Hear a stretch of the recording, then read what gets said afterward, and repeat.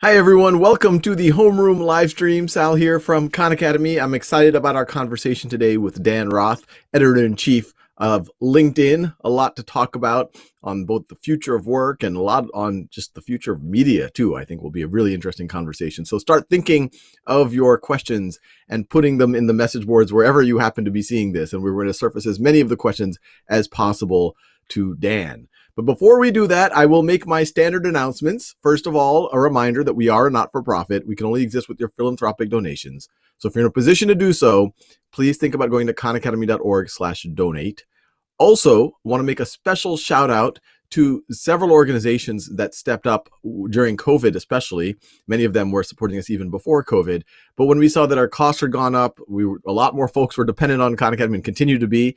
Special thanks to Bank of America, Google.org, AT&T, Fastly, and Novartis, and the many other funders and supporters of Khan Academy pre and during COVID and hopefully post-COVID as well. We need your help. We continue to need your help. We have a gap for 2021.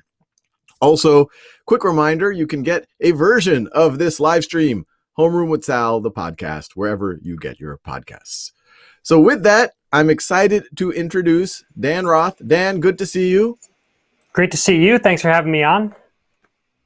So maybe the first thing, just to get everyone acquainted, I think most people know about LinkedIn. And I think most folks, at the high level, it's kind of the social network for business. They view it as a place where you can look for jobs, find interesting things that are going on in the business world. Why does LinkedIn have an editor-in-chief? What do you do? It's a great question. And I ask myself that all the time. So I have been at LinkedIn for almost 10 years now, 9.5 years.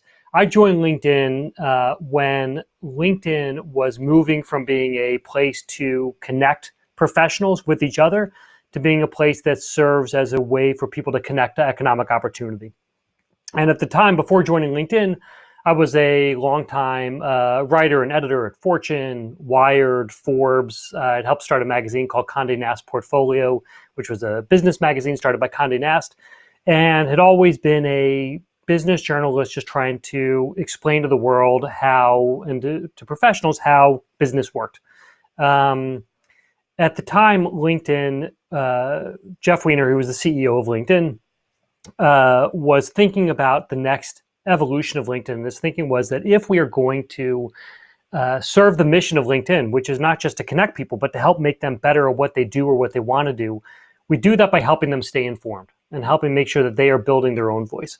And the way that you do that is through getting them the right news at the right time and then getting them to talk about it. And so to do that well, you need an editor.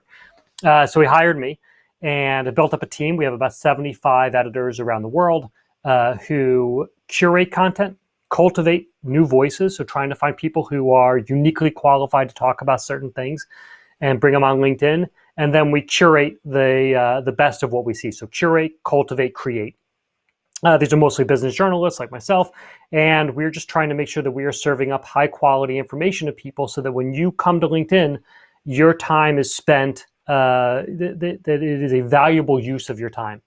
That if you are, no matter what you do for a living, when you come to LinkedIn, you should find some news that's interesting to you that helps you get smarter at what you're doing or helps you make a connection or connect dots from around the world. And to do that well, you need editors and algorithms. So we work really closely with our relevance engineers. We make sure that we are giving people what they want in their world, but also helping pop filter bubbles and make sure they are seeing what is going on in the world around them. That's what I do. It's fascinating because it's a very different take than some of the other social media platforms, obviously, that aren't quite as business focused. But if you take a Twitter, if you take a Facebook, the news is, in theory, all user generated. And they have increasingly felt under scrutiny of, hey, what if someone posts something that is, inciting violence or is just inaccurate? And so they're having to do a little bit more policing function, but they're definitely not creating their own content. Why do you think LinkedIn has gone down this path? And what do you think has been the pros and cons of doing that? Sure. It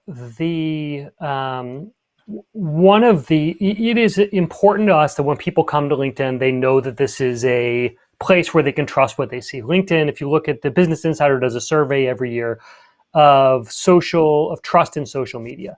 LinkedIn for, I don't know, 4 years running, 4 years running, is the number one most trusted social media site. The way that we do that and the way that we maintain that is by, one, making sure we have real identities. When you come to LinkedIn, you are coming with your professional identity. You are saying who you work for, who you have worked for in the past. And then we are connecting you with your colleagues who can vouch for you or talk about what you're good at also. When you come to your feed, you should have a feeling that just like you're seeing real people, that you are seeing real news and information on there. So we have always believed that it is important to have an editorial voice and an editorial perspective on LinkedIn. So for instance, with the latest election, if you open your app right now and you go to your notifications tab, you'll see something at the top that says the 2020 election, latest on the 2020 election. If you click there, if you're in the US, I should say, if you click there, you'll end up on a page that is created and curated by editors that says, here is exactly what is going on with the election. This is trusted information from trusted sources. And we ran this all the way through the election process. And it's still up there today. It is important that no matter what you do, if you come to LinkedIn, that you have that one place to go to get that information and say, here is what's going on in the world. I can trust what I'm seeing here. You asked about UGC. User-generated content is the heart and soul of LinkedIn. What we create as editors is a drop in the bucket versus what our members create every single day through their articles and their posts, videos, images that they're putting up on LinkedIn. They are talking to their world about what's going on around them and what they're seeing. And we as editors are trying to get more and more of that content from them. So we'll reach out every day to people who might be in the news, whether they know it or not. So let's say, for instance, that there's a big merger going on. We could reach out to people who are in that industry saying, can you explain what, Spotify is buying Megaphone. Can you talk about what this means for the future of podcasting? And people who are in the podcasting business would get this alert and they might say like, oh yeah, I have something that I'm qualified to talk about that I want to share. There's something that's in the back of my head that I've talked to my colleagues about. But if I can share it with the world, maybe an even better conversation happens. And so we get them to share that on LinkedIn. And then I think the last point is that you asked about like how this is different. The big difference is that we're a professional social media site. What you write here is seen by your boss and your colleagues and your future colleagues and people who you might want to work for you one day when you start your own business. All of that increases the I think for a lot of us, sharing on social is always worrisome. But when you come to LinkedIn, there's that extra concern. What is my boss going to say when they see what I've written? What are my employees going to say? And so we as editors can help guide people to say, this is a topic that is worth weighing in on. People are hungry to hear from you on this thing that's going on in the news, and this is a safe thing to talk about. So I think unlike some other social media where you might fire it up and talk about whatever you feel like talking about, there's an extra level of concern and seriousness that takes place on LinkedIn because of the professional profile. I'm curious, and I definitely want to talk about the future of work, which I know is another area that you have a lot of expertise. But this whole notion of social media and misinformation is such a hot topic, and it does seem like LinkedIn has threaded the needle quite well of having a lot of user-generated content, also having some editorially curated content, and also just by the nature of it being real identities, et cetera. Everything you mentioned seems like you're doing a good job. What do you think is the future of some of the other social media platforms? I mean, I actually, I've thought a lot about this issue. I don't have a simple solution for, how do you balance people being able to put ideas out there while some ideas are from Russian bots or just people who are trying to put out misinformation. Where do you think this is going to go? I wish I knew. I think that I can tell you that my own beliefs about what's important for us to figure out in the social media landscape is how do we make sure that there are real identities behind everything. That I think that there is one of the key drivers to LinkedIn's success has been this idea that you have to stand for what you are saying. And there are some people that don't mind saying crazy things and knowing that it's on their real identity. That is always going to happen, but it definitely raises the bar and it adds a lot of, it should make you think twice about what it is that you're saying. So I think that's really important. And I think that what the other social media sites are doing in terms of labeling content is really important. I think the role of fact checkers is important. I hope that social media sites keep investing in those areas. And then I guess the last thing I would say is that I think that I watch how my kids use social, and it's very different than the way I think older generations use social. They go into it with a certain understanding that of what it's for and what it's not for, and when to take it seriously and when not to take it seriously, and also I think when to hop off. And I wonder if this generation that has grown up with social as being the primary way that they are not just getting information but building their voice has a better handle on what they're seeing there. That because they are also the ones putting up jokey content, that they can recognize when someone is trolling, because maybe they're trolling themselves also. And so I do think there will be a change in how damaging social can be, or the downsides when people have much more information or they're intrinsically get what the weaknesses are with what they might be seeing on certain sites where there is no anonymity, where anyone can post anything, and where people are saying stuff just to get a rise out of you. Yeah. Yeah. And I hope you're right. I hope the next generation, I mean, we've had guests on before talking about this generation that's growing up on social media, all of the negatives that it might have, but they might also be building some skill sets. So, pivoting a little bit, we're obviously in the midst of a COVID crisis. It looks like you're working from home. I'm working from Oh home. yeah. What's your view? What are you seeing in LinkedIn? What are you doing in reporting? What's your view that you're having of the future of work? And Yeah. COVID especially, how it might impact that. I think that it's a big question, and I think there are a lot of different ways to look at it. There are certain industries that we have seen through our data that are just getting absolutely that are in such serious pain that I think it's hard to think about how they come back. And there are others that are doing extremely well. What are the ones that you think might have trouble coming back? Well, I think leisure and hospitality it's going to be a long time before they come back. And there could be a point where coming back is no longer an option because you have lost years of knowledge you've had to cut to the bone. You have lost people's, how people spend their money and what they do in their leisure time has changed. So I think it's going to be years before business travel comes back. And because I think we're all learning how to do these kind of calls from home. There was I think it was the CEO of Infosys, massive Indian outsourcing IT firm, that said, look, I used to get on a plane and fly, and I would fly to the US for a $5 million deal. Now we're closing $2 billion deals over VC, over these kind of calls. When you realize you have to do that, you don't have to go pack a bag. You don't have to get trapped in an airplane for 8 hours. You don't have to deal with jet lag. Going back to that's really difficult. And so I do an interview series also on LinkedIn. I was talking to David Chang, the founder of Momofuku, yesterday, and he's a giant restaurateur. And he says, look, without business travel, restaurants don't come back. We rely on that lunch traffic and that breakfast traffic to be able to pay for so much else of what goes on in the restaurant world. It's not just leisure dinners. And so you start seeing these downstream impacts where a lot of leisure and travel don't come back if business travel doesn't come back. Cruises, when do cruises come back? I think that's going to be a long time. So anything that involves us getting together in person, I think will take a while to come back, and will come back in a different form. What we've seen on LinkedIn is the people who are in those industries are very actively trying to get out of those industries. They realize that there is a need to find a path that takes you from this area into something else. And I think that's accelerating. I don't know if you've had Scott Galloway on your show before, but he has this theory that what COVID is doing is just accelerating trends that were already in the works.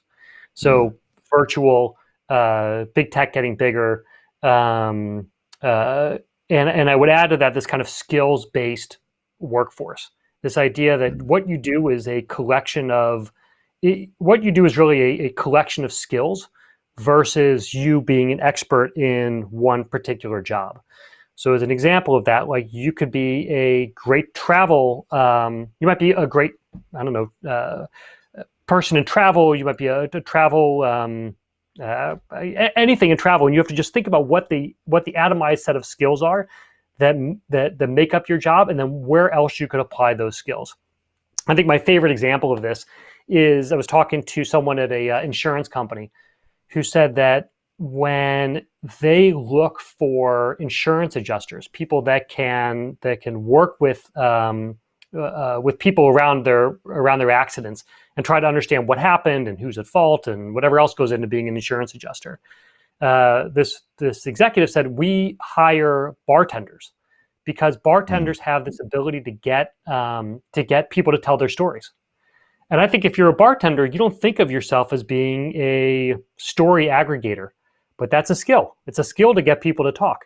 And once you start thinking of your work in terms of what are the skills that go into what do I do versus I identify myself as a bartender, the world starts opening up to you. And I think that is accelerated by COVID, is people realizing that they've built their careers on potentially shaky ground. And that if they are going to continue to work, it is going to come from being able to hop from industry to industry and job to job. And it's your skills that will enable you to do that. And what do you think about the in-person workplace? What do you think about, out here in Silicon Valley, some people say, oh, commercial real estate's going to die. Right. Other people saying, no, it might be bigger than ever because people need more space. Where do you fall on that debate? All right. So this is just a personal take, but I think that I think it's a mistake to write off personal interactions. I think the workplace might change and what we do in work. It'll become a lot more flexible. But I think that this need for human interaction and the kind of ideas that come through serendipity, through bumping into someone into a hallway, through the meeting that takes place after the meeting. Some of the best projects we've ever done that I've been involved with have come because the meeting is over and a few of us stay in the conference room. And all of a sudden someone gets up to a whiteboard and says, actually, what if we do it this way? And you're like, oh yeah, that's exactly the way we should do it. And off you go. When you are doing these kind of Teams or Zoom calls, 1 half hour, which is how a lot of us are working. It's how I'm working right now. You lose that spontaneity. And I think there's a real benefit for that. And I think that we're really missing it. So this morning I got a chance to go on a walking meeting with someone who I haven't met before, and we were planning on getting together. And it was the first time I've done it since March. We met in Prospect Park, and I'm based in New York. We met in Prospect Park in Brooklyn, and we walked side by side, our masks on, and it was for 45 minutes. We just talked about questions that she'd had about how to do something in her job, and it was great. And it was a free flowing conversation in a way that I have not experienced in a long time. And I think that is something that once we start getting that again, it's going to be hard to give it up. So I'm not a believer in that everyone goes virtual. I just don't think it's sustainable. Yeah, maybe some type of hybrid, more flexible. I do want to double click on the air travel thing because those folks who've watched this in the past know that myself and planes have not had a good history together. And if, even in my job, obviously I have to travel a lot, sometimes speak, sometimes, fundraise. And to your point, I actually find that I'm able to have more efficient and effective fundraising meetings with potential donors right now than before with all of that overhead. And it creates, it's not good for the environment. It's not good for people's health, right, et cetera, et cetera. Can we start a movement to never travel again? I mean, we should travel to see our families and, right, that type of thing, go on vacation, see the world. But, this business travel, let me go cross country for a meeting and then, schlep back. I'm with you. It seems like you're in a position to do that. Let's start a LinkedIn movement.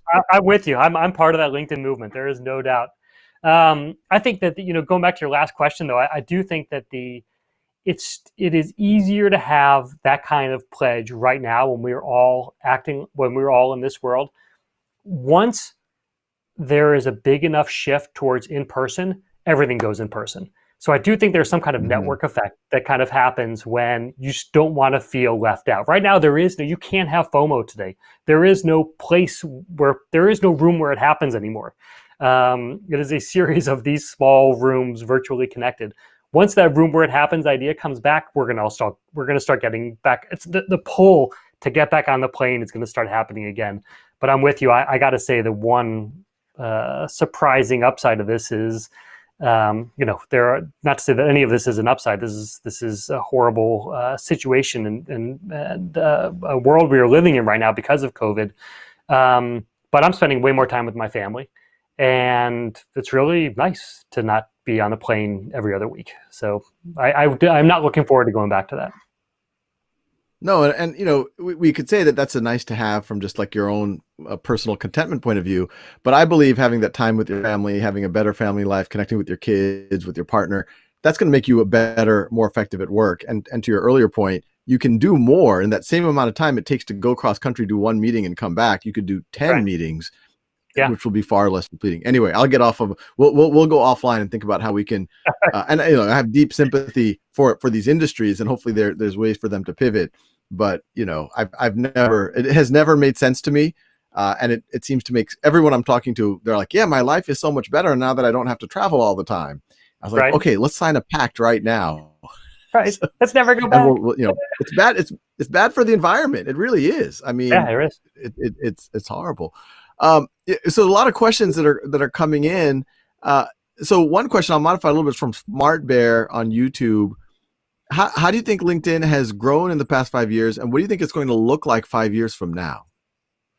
The number one way I would say it's grown is in terms of this explosion of professional voice on LinkedIn.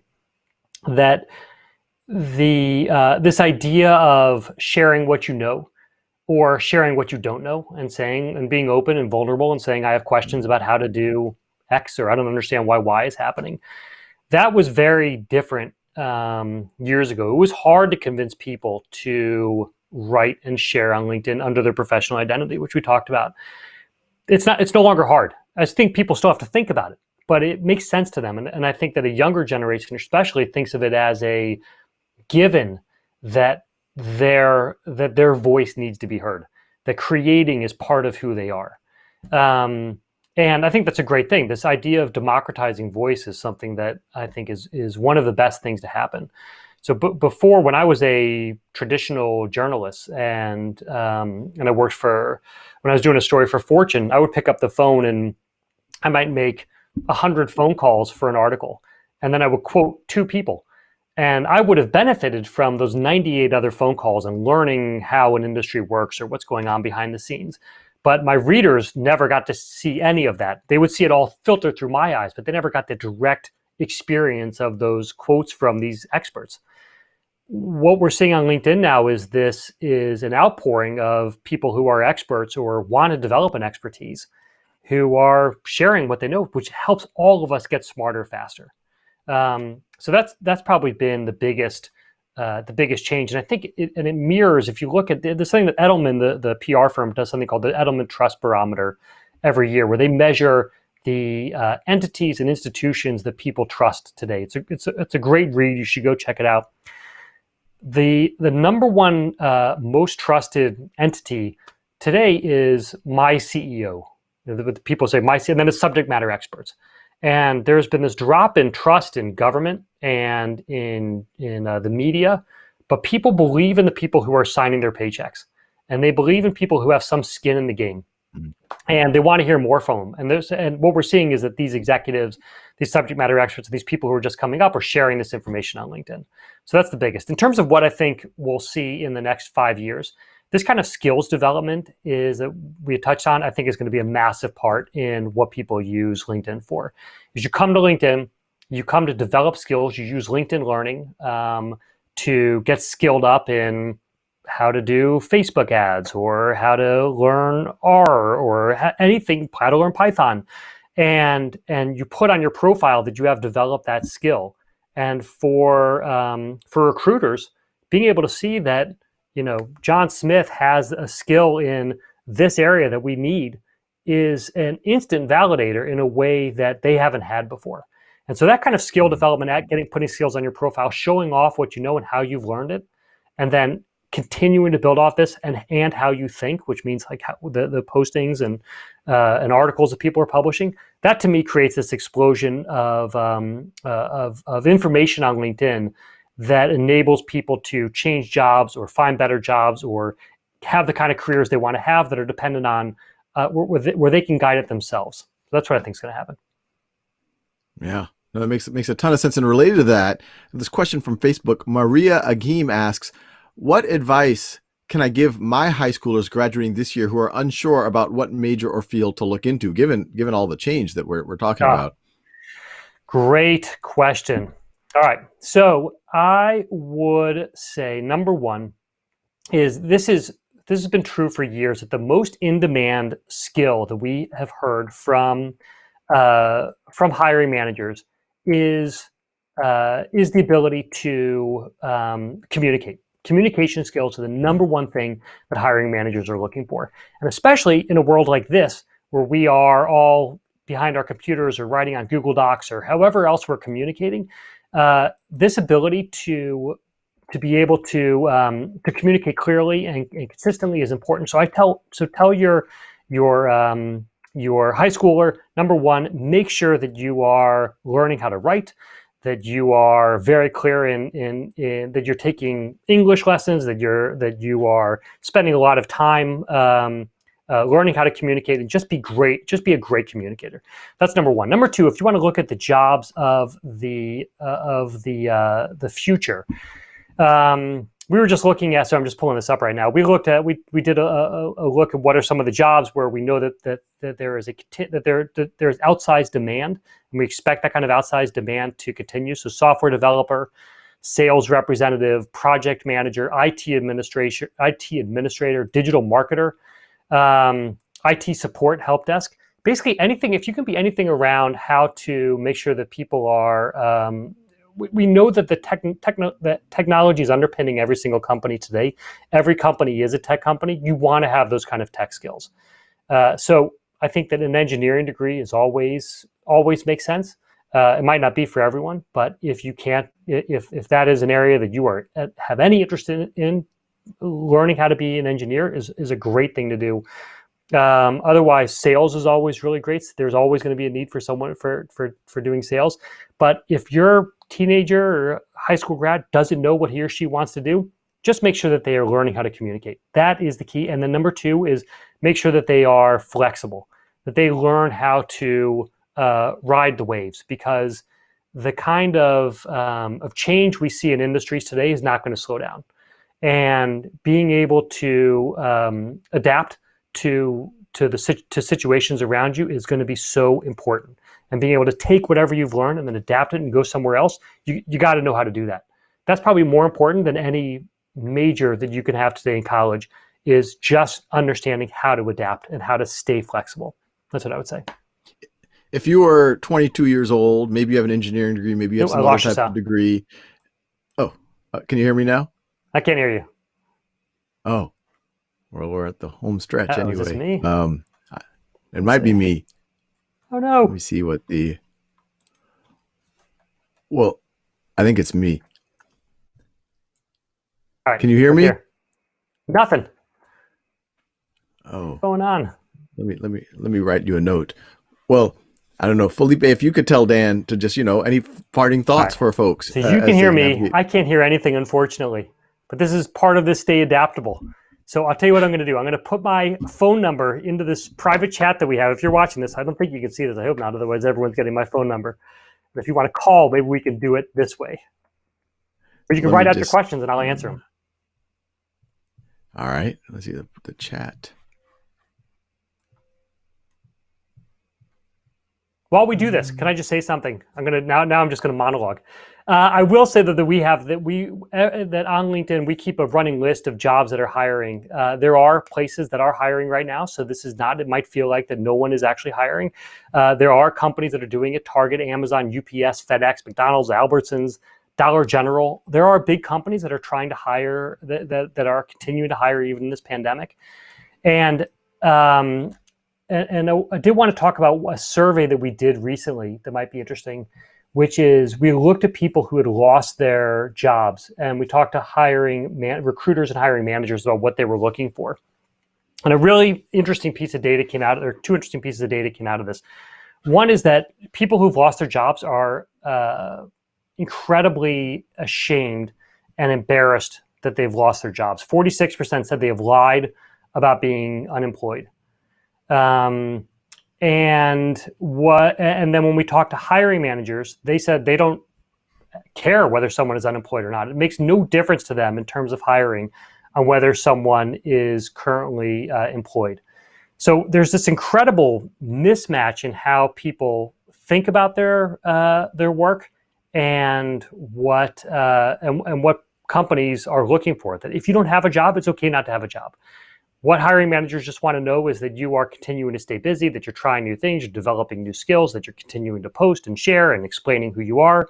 But it's not something to hide from. And I think that for a long time, we have been led to believe that you can only get a job if you currently have a job, or that you need to put on a fake front and make it seem like you're still working. It's just not true. The data says that this is not true, that you can, that having a job is not the most important thing to getting your next job. It is staying active, showing that you're still involved, that you are doing things that are productive, and that you are someone that a company can get meaningful work out of right as soon as they hire you. And I'm assuming you can't hear me. No. Nothing. Well, what I will say is, thank you for joining. Thank you. Yeah. and we will do this again. I'm trying to see how I can communicate with you. So I think we're all good. So I don't know if all of y'all can hear me. My apologies for the technical difficulties near the end. But thanks everyone for joining. Great conversation with Dan. I hope we can bring him on again because I had a ton more questions, although we did get pretty close to running out of time. But thanks everyone for joining. Tomorrow, we're going to have Marley Diaz, author and founder of Pound 1000 Black Girl Books. So we're looking forward to having her on. And any questions you might have, please bring her on. Please bring those questions to us. But with that, thanks for joining today's live stream. I will see you all soon.